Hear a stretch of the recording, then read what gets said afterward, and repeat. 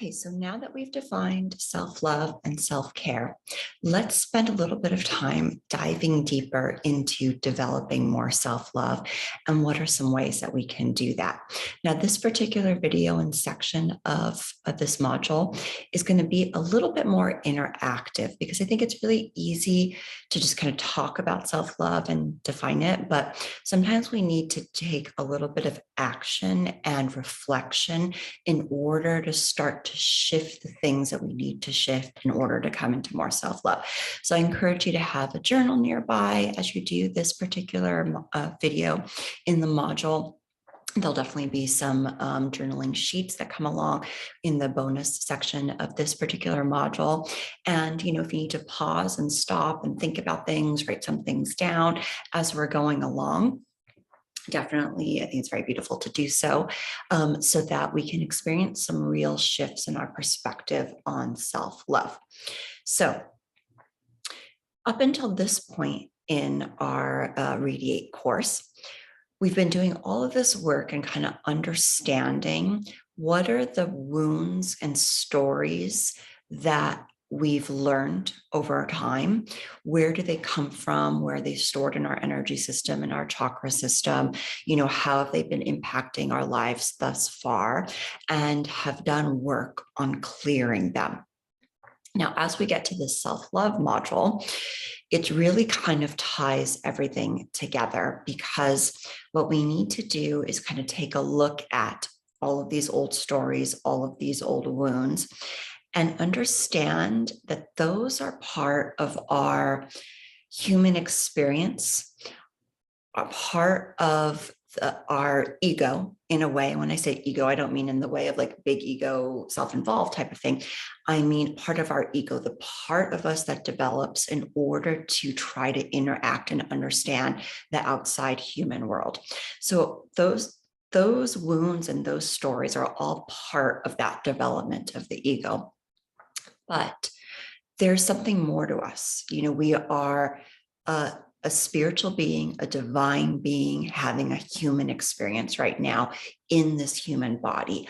Our human selves, our egos, are only one very, very small part of this bigger divine being that we are. And so we need to start to shift our focus into that divine being, connecting and aligning with her, and recognizing that our soul, ourselves on that soul level, our higher selves, however you kind of like to phrase that, is something much bigger than the human ego. And as we let go of the old stories that are held in the ego from all those old wounds and experiences, and we start to tap into our divine self, our soul self, our higher self, we can come into much more self-love and self-acceptance and into who we truly are. So one of the first things I'd like us to do here in this module is take some time and kind of connect to our hearts. And it's through our hearts and through our connection to our higher self that we start to shift out of ego and into that perspective. So let's take a moment here and just really close your eyes and place your hands on your heart. And let's take 3 slow, deep breaths together. Breathing in for a count of 4, holding for a count of 4, and exhaling from a count of 4. So big breath in, hold, and exhale. Twice more. Big breath in, breathing into your heart, hold, and exhale. And last time, big breath in, hold, and exhale. Now I want you to draw your attention down into your heart space and feel your heart chakra expand Just this beautiful pink and green and gold energy getting bigger and bigger, filling up your whole body.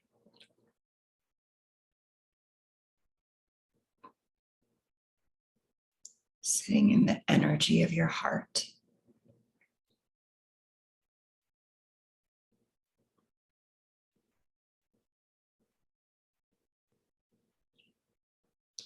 Now picture a strand of this energy rising up out of your heart space, up through your throat chakra, your third eye chakra, up through your crown, and reaching up, up, up into the universe. Connecting with your higher self and your soul.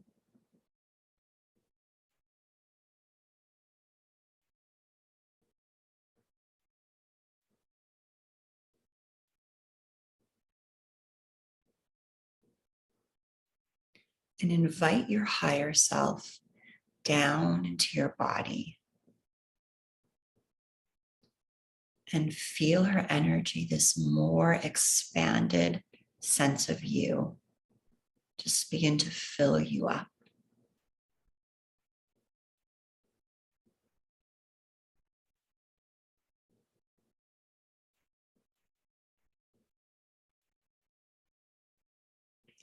And let's take one last deep breath, staying in this energy.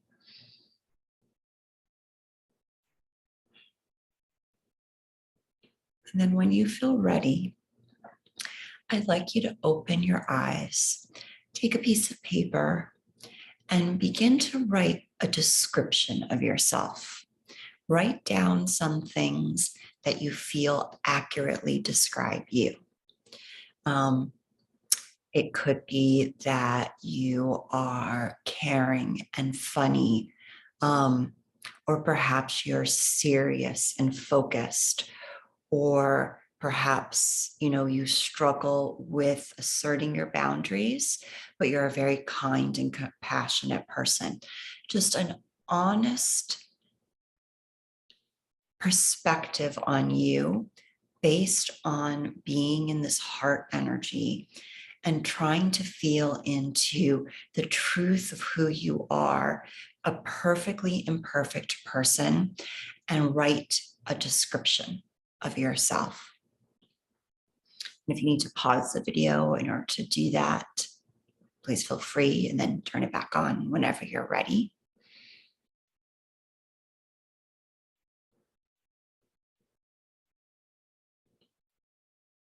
And then I'm going to add another layer to this, because sometimes we can be so kind of stuck in our human stories and our wounds that it's hard to see ourselves.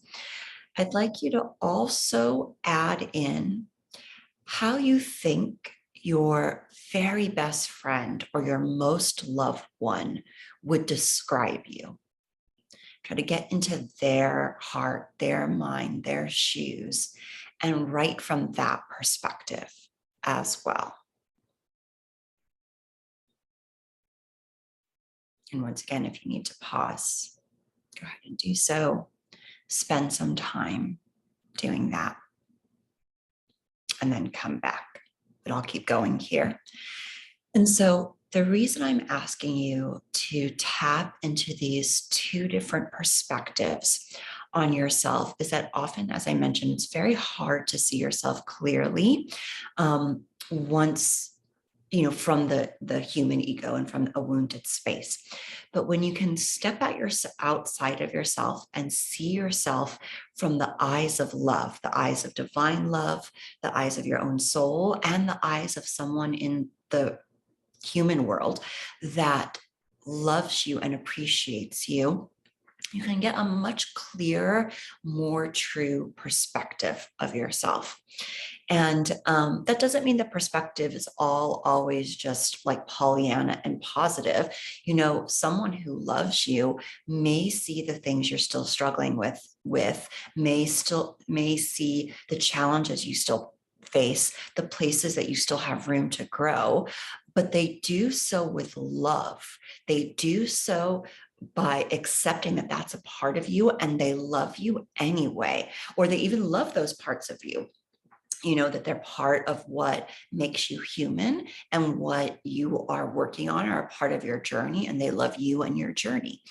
And so when we can start to step into that perspective and hold that space for ourselves, we are stepping more and more into self-love. And so I really kind of encourage you to, if there are times you feel very trapped in your ego or in your wounds, to come back to these lists that you're creating about, you know, when you're tapped into the energy of your soul, when you're tapped into the energy of how loved ones see you, who you truly are, because these descriptions are likely much closer to the truth of who you are than the things that we tell ourselves from our wounds when we're frustrated, when we're hurt, when we are listening to our critical inner voices who are internalized from God knows where in our lives. You know, those are untruths. And here's a little exercise that I think is kind of helpful to help us begin to distinguish between what are old untruths about who we are and what are true statements. And what we can do is, if you find yourself saying something critical, I want you to say it out loud and see how it feels to you. And likely it will feel heavy. It will feel low. It will make you kind of shrink into yourself, give you an ugly feeling in your stomach, make you contract and feel small. And that is the energy of untruth, of something that does not resonate with your soul. So if you find yourself thinking to yourself, you know, like, God, I'm so stupid, you know, just feel the energy of that. It doesn't feel good. It doesn't feel right in your body. It doesn't resonate on a soul level. It makes you contract. It makes you small. It makes you want to hide from the world. That is not who we are as souls. No one is like that as a soul. But when you say something that is, you know, more truthful, you feel the light of it. You feel the resonance of it in your heart, in your stomach, in your whole body. So if you can say something like, I am a being who's learning and growing all of the time. Feel that. Does that feel a little lighter, a little bit more true? Like something, yeah, like I can agree with that. It expands my energy. It opens up my heart. It feels right in my body. That is because it's a truth of who you are at the soul level. You know, if you say things like, I am light, I am powerful, I am loving, feel how those things feel. They feel uplifting. They feel like your heart opens, your vibration shifts up. Once again, not to belabor this point, but it feels that way because that is the energy of truth. And that is the energy of the truth of who you are. So that's a little kind of test for yourself. So as you look at these lists that you created, maybe try saying the things out loud. When they feel good to you, when they feel positive, when they make you expand, when they uplift your energy, they're true. That means that's the truth of who you are on a soul level. If they contract you, if they make you feel small, they bring a heaviness, if they make you constrict in your stomach, they're not true. They're not the truth of who you are as a soul. And self-love is all about getting more and more in connection with who you are on a soul level, having compassion for who you might feel like you are on that more human level, you know, the growth that you still have to do, but seeing that as a small part of this bigger picture of who you are, and who you are is a divine being that is worthy of love. So I hope that those exercises are helpful for you to do and think about, and a way to shift into more and more self-love. And, you know, if this doesn't happen overnight or just as you're directly doing these exercises, Don't worry. This is all part of the journey. This is a journey into self-love, a journey to embody your unique inner beauty. That's why it's called a journey, because it doesn't happen overnight, but it happens with consistency, with intention, with attention, with your energy and focus, and connecting to that desire to truly know yourself and appreciate yourself. And if some part of you did not believe that you were truly a divine being who is worthy of love, you wouldn't be here right now watching this video. So keep that in mind. Now, a couple of other things to kind of think about in terms of deepening into self-love is that there are certain things that naturally unfold as you feel more and more self-loving. And also, the reverse is true. As you make conscious efforts to do these things, even if they don't feel natural left, you start to tap into the energy of self-love more and more, and it expands for you. So here are some of these things. Firstly, nurturing and appreciating your body. Now, this is something that I know can be very, very challenging for women and deserves a course in itself. And maybe that's something that I can bring to you guys in the future. But for now, what I would like to say about that is that as you feel more and more love for yourself, and you see yourself more and more as this divine being who has chosen to come to earth, has chosen to fill this human body, you can begin to appreciate it as the vessel, the temple through which you chose to have this human experience. And it becomes something that you can nurture and appreciate rather than something that you have to control or fight against. So start to think about what that would be like to shift into that perspective of, this is a vessel that I chose to embody as my divine self, my divine soul. And how can I nurture it so that I have the best human experience possible? And I know that it's here for me in order to add to my human experience. So that is definitely a perspective that's important to take. And then as you do things that nurture yourself, you take care of your physical body, you eat foods that feel joyous and good and intuitively right for you, as you move your body in ways that feel good, as you do pampering things like have a massage or do a facial and enjoy the feeling of that on your body, you start to get more into the connection and energy of loving yourself in all aspects of yourself.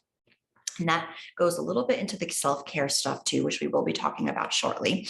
But right now we're talking about the energy of self-love, and then we'll get into the action of self-care in a few moments. Okay, second thing that happens that unfolds naturally as you feel more self-love, but also as you practice this, you feel more the energy of self-love, is honoring your own feelings. So we stop getting into a mindset of like, oh, I shouldn't feel that way, or like, I'm so dumb that I feel this way, or, I need to be strong. I can't show that I'm feeling this way, X, Y, or Z way. And we allow our full range of feelings to be okay and to honor them as part of our human experience. And especially as women, as a beautiful part of our experience as the female, as the feminine, that we can be in touch with our feelings, that we can hold them and have safe space for them and give ourselves that nurturing. That's a very beautiful part of our experience. It should be a part of experience for males too, of course, but it's about honoring the feminine way that we do that, and that we kind of are naturally receptive and nurturing. So that we'll get into that in a little bit. But anyway, my main point is you start to honor your feelings more.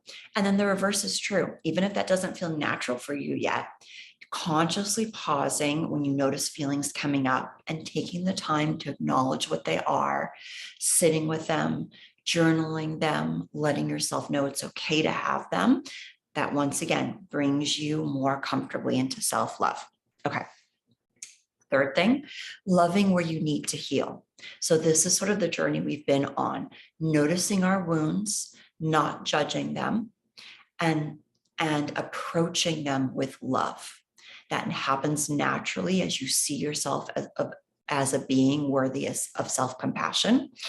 And as you practice doing so, as you approach those wounds with self-love, you transmute them, you transform them, you turn them into the energy of love.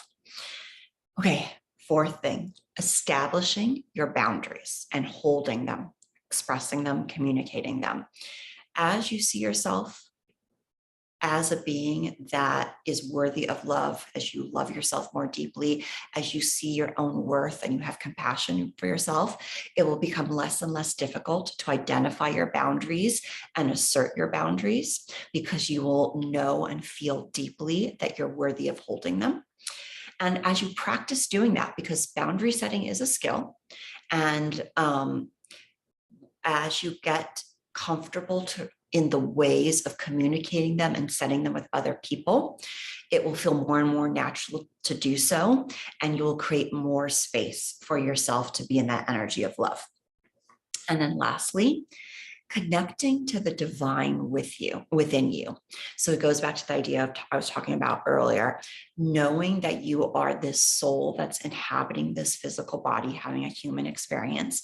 And so leaving yourself time to do activities, to do practices, to connect to that bigger part of you through meditation, through healing, through walking in nature, all of those different kinds of things, anything that leaves you more feeling that divine presence within you and connecting to the divine will become more natural for you to do. You will crave being in that energy, and you will feel when you're out of alignment with energy, and it will become more and more priority for you to spend time in that place. So that happens very naturally as you're more in the energy of self-love.